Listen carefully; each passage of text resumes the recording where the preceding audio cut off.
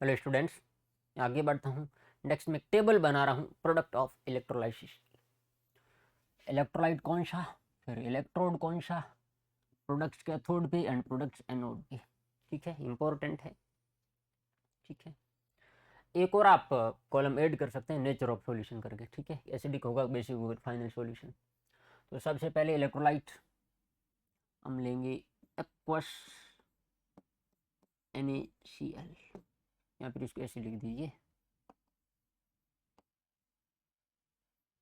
NaCl aqueous.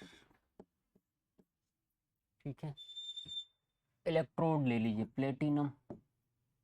ठीक है, अब इसमें Na positive and Cl negative, cathode पे कौन जाएगा, Na पॉजिटिव या फिर वाटर। तो यहाँ पे वाटर जाएगा कैथोड पे। रिएक्शन ये होगी 2H2O plus 2 electron goes to H2 plus 2H negative. तो प्रोडक्ट क्या होगा, H2 गैस। कैथोड पे H2 गैस। देखो क्यों, क्योंकि सोडियम पॉजिटिव एंड वाटर में रिडक्शन वाटर का होगा, क्योंकि सोडियम हाईली इलेक्ट्रोपॉजिटिव मेटल है। ठीक है, जो हमने रूल पढ़े थे उनमें से चौथा रूल। एनोड पे क्योंकि NaCl नेगेटिव है तो Cl नेगेटिव ऑक्सीडाइज होगा, NaNP 2Cl negative goes to Cl2 plus 2 electron. तो एनोड पे क्या मिलेगी, Cl2 गैस। और अगर आप दोनों रिएक्शन को ऐड कर दोगे ओरल रिएक्शन हो जाएगी। एंड क्योंकि यहाँ OH नेगेटिव मिल रहा है, फाइनल सॉल्यूशन क्या होगा, बेसिक होगा। ठीक है, चलिए NaCl के बाद ठीक है इस तरीके से। नेक्स्ट में ले रहा हूँ कॉपर सल्फेट CuSO4 एक्वस, वही प्लेटिनम का इलेक्ट्रोड। अब कॉपर +2 और SO4 2 नेगेटिव। ठीक है, तो कैथोड पे कॉपर +2 एंड वाटर, तो कॉपर +2 रिड्यूस होगा। Copper +2 electron goes to copper solid. SO4 2 negative anion है और SO4 2 नेगेटिव है, वाटर है, तो ऑक्सीडेशन वाटर का होगा। 2H2O goes to O2 plus 4H positive plus 4 electron. ठीक है, तो एनोड पे मिलेगी O2 गैस, कैथोड पे मिलेगा कॉपर सॉलिड। फाइनल सॉल्यूशन इस H पॉजिटिव की वजह से क्या होगा, एसिडिक होगा। ठीक है, चलिए नेक्स्ट। कॉपर सल्फेट के बाद Na2SO4 aqueous.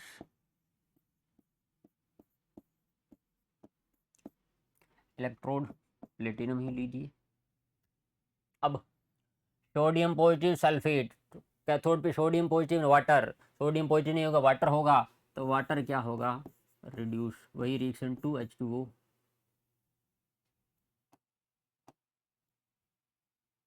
Plus 2 electron goes to H2 plus 2 OH negative. अब एनोड पे anion and water, SO4 2 negative and water, SO4 2 negative oxidise नहीं होगा, वाटर ऑक्सीडाइज होगा। यही फिर से रिएक्शन वाटर के ऑक्सीडेशन की, 2H2O goes to O2 plus 4H positive plus 4 electron. यहाँ पे वाटर ही ऑक्सीडाइज होगा, वाटर ही रिड्यूस होगा। एनोड पे सॉरी कैथोड पे H2 गैस, एनोड पे O2 गैस मिलेगी। ठीक है, चलिए नेक्स्ट। AgNO3 का एक्वस इलेक्ट्रोलाइट, इलेक्ट्रोड प्लेटिनम ही लेना है। प्लेटिनम इनर्ट होता है, रिएक्शन में पार्टिसिपेट नहीं करेगा। Ag पॉजिटिव कैटायन है, तो Ag पॉजिटिव वाटर में कंपटीशन होगा। Ag positive less electropositive metal छापा, तो ये रिड्यूस हो जाएगा। तो Ag positive plus electron goes to Ag solid. अब एनायन पे NO3 negative, nitrate and water, nitrate water में ऑक्सीडाइज नहीं होता, वाटर खुद ऑक्सीडाइज होगा। Rule number 2H2 goes to O2 plus 4H positive plus 4 electron. ठीक है, तो कैथोड पे क्या मिला, Ag सॉलिड। एनोड पे क्या लिबरेट होगी, O2 गैस। फाइनल सॉल्यूशन इस H पॉजिटिव की वजह से acidic.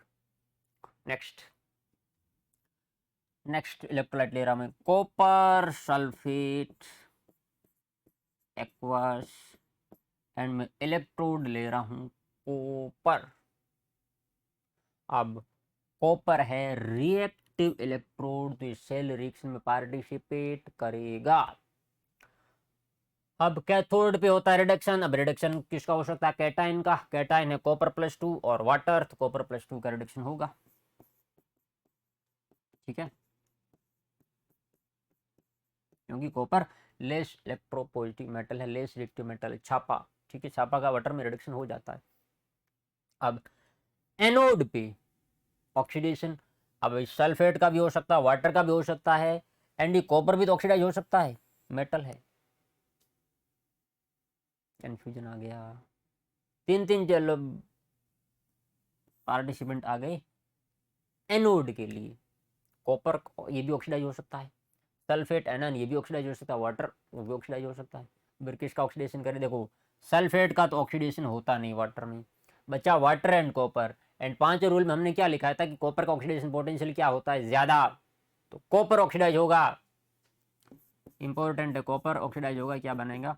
Copper goes to copper +2 electron, तो रिडक्शन भी कॉपर का, ऑक्सीडेशन भी कॉपर का।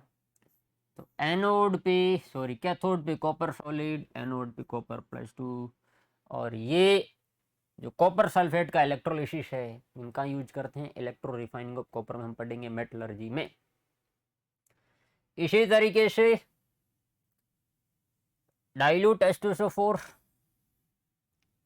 ठीक है, तो कुछ इंपॉर्टेंट कैसे ही ले रहा हूँ, क्या लीजिए डाइल्यूट H2SO4,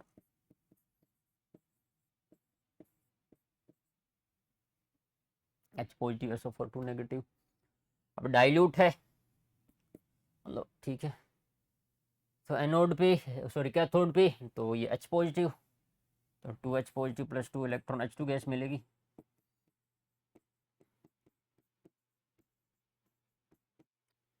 कैथोड पे, एनोड पे क्या SO4 2 नेगेटिव का ऑक्सीडेशन हो सकता है? नहीं, तो फिर वाटर ऑक्सीडाइज होगा।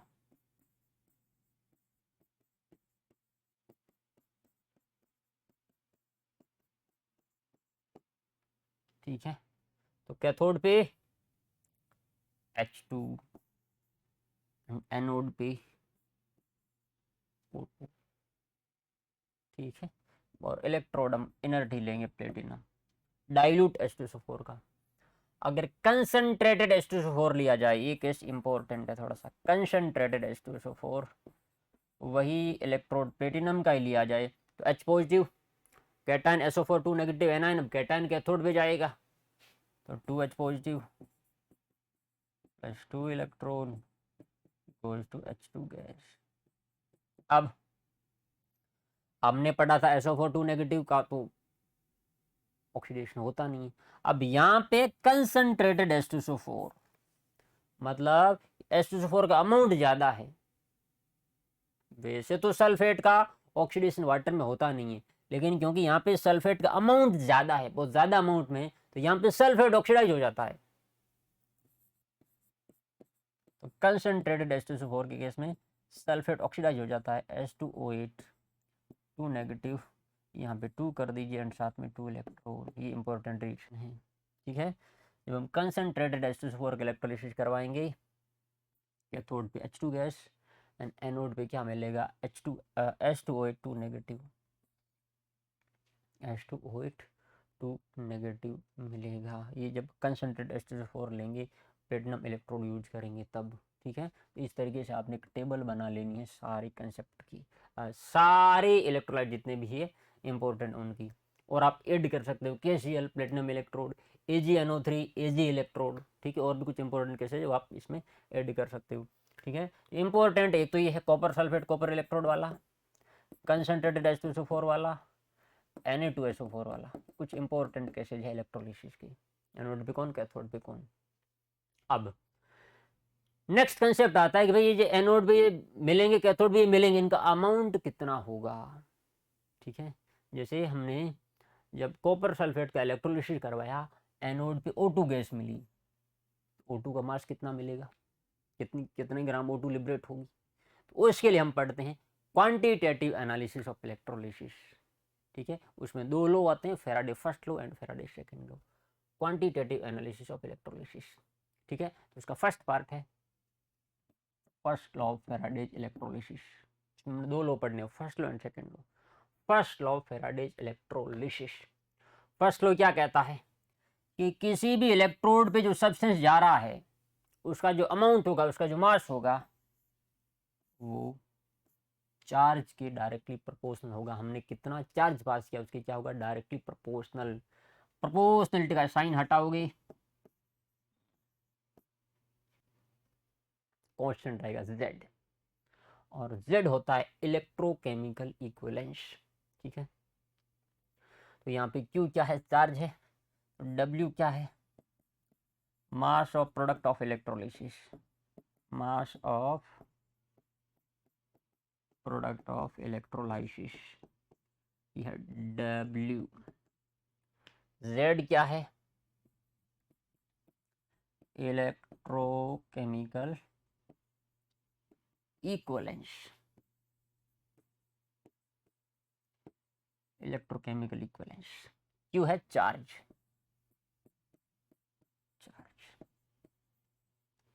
ठीक है, चार्ज हम किस में लेंगे, कूलम। अब इलेक्ट्रोकेमिकल इक्विवेलेंस की एक डेफिनेशन है कि 1 कूलम चार्ज पास करने पे जो मास होगा प्रोडक्ट ऑफ इलेक्ट्रोलिसिस का, वही होगा इलेक्ट्रोकेमिकल इक्विवेलेंस। कि भाई क्यू की जगह क्या कर दो 1, तो डब्ल्यू किसके इक्वल आ गया, जेड के। मतलब 1 कूलम चार्ज पास करने पे जो वेट होगा सब्सटेंस का, ठीक है, या किसी इलेक्ट्रोड पे जो प्रोडक्ट है उसका जो वेट होगा, वही क्या होगा, इलेक्ट्रोकेमिकल इक्विवेलेंस। ठीक है, और z की वैल्यू क्या होती है, तो w is equal to, formula आता है equivalent weight divide by 96500 into Q. ठीक है, अब इक्विवेलेंट वेट को हम लिख सकते हैं molecular weight by n factor. तो w is equal to molecular weight by n को मैं फैक्टर n से n इंटू 96500 इंटू क्यू। अब क्यू को हम क्या लिख सकते हैं, i इंटू टी।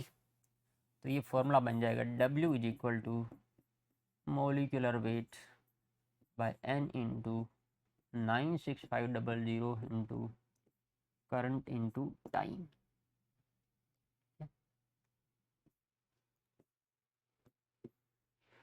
ये दोनों फॉर्मूले आपको ध्यान रखनी है। सवाल आता है कि सर आपने फॉर्मूला तो लिखा दिया, यूज कैसे करना है, यूज कैसे करना है। देखो, अब इस फॉर्मूले से हम ये तय कर सकते हैं कि जो एनोड पे जाएगा उसका मास कितना होगा, जो कैथोड पे जाएगा उसका मास कितना होगा। तो ये फॉर्मूला लगाने के लिए हमें रिएक्शन लिखनी पड़ेगी, एनोड पे हो क्या रहा है। ठीक है, यहाँ पे मोलिक्यूल W क्या है, mass of product of electrolysis. Molecular weight क्या है, MW क्या है, किसका मोलिक्यूलर वेट लोगे,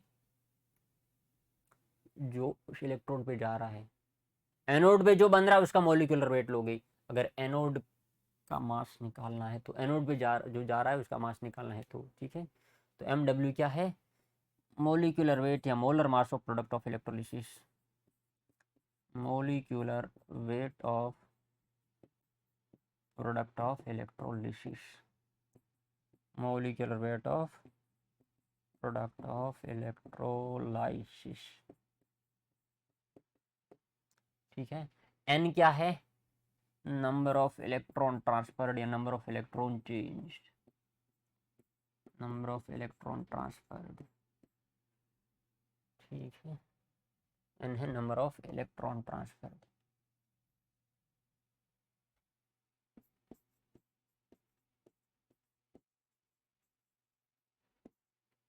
ठीक है, और I है करंट, T है टाइम, Q है चार्ज। ठीक है, तो ये ध्यान रखना है।